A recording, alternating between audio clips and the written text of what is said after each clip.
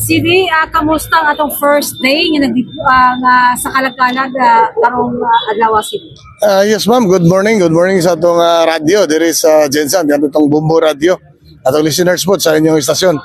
So, kagapon ma'am, nag-deployment na kita. Buntag pa sa'yo, niya pagkagabi, atong ituyok. Kita po na ito ma'am nga, ubay-ubay na dyan ang anhin sa atong mga simenteryo. Mao nga, nag-deploy na ta kagapon ma'am, 50%. Kaya karon nag-full blast na kita sa deployment ma'am.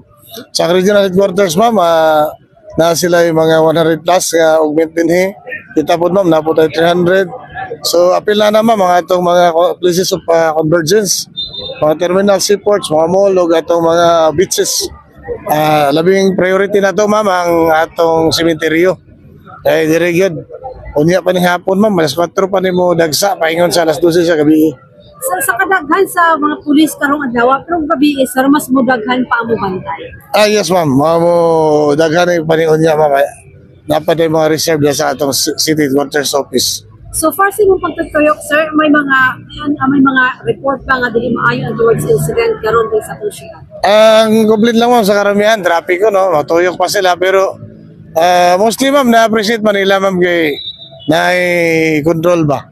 Nga makaingon ta, dili ma-traffic kay ma-hamper dito pero lagi po mo reklamo kay gaman ko ng linya na to ang kalsada pero by virtue of ordinansa man na sa nga policy po na din sa atong private cemetery ang ilaha pong traffic flow din.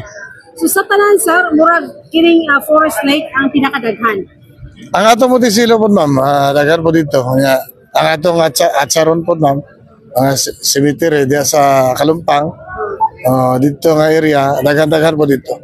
Sidi pili Tagalog kanang palawagan sa mga those announcement.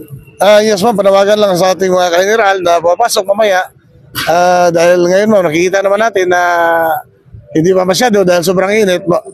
At saka pupunta ma'am, kailangan nila magdala ng tubig dahil sobrang init. Mamaya hapon siguro ma'am, ideal na pupunta sila. Wag na silang magdala ng mga unnecessary na bagay.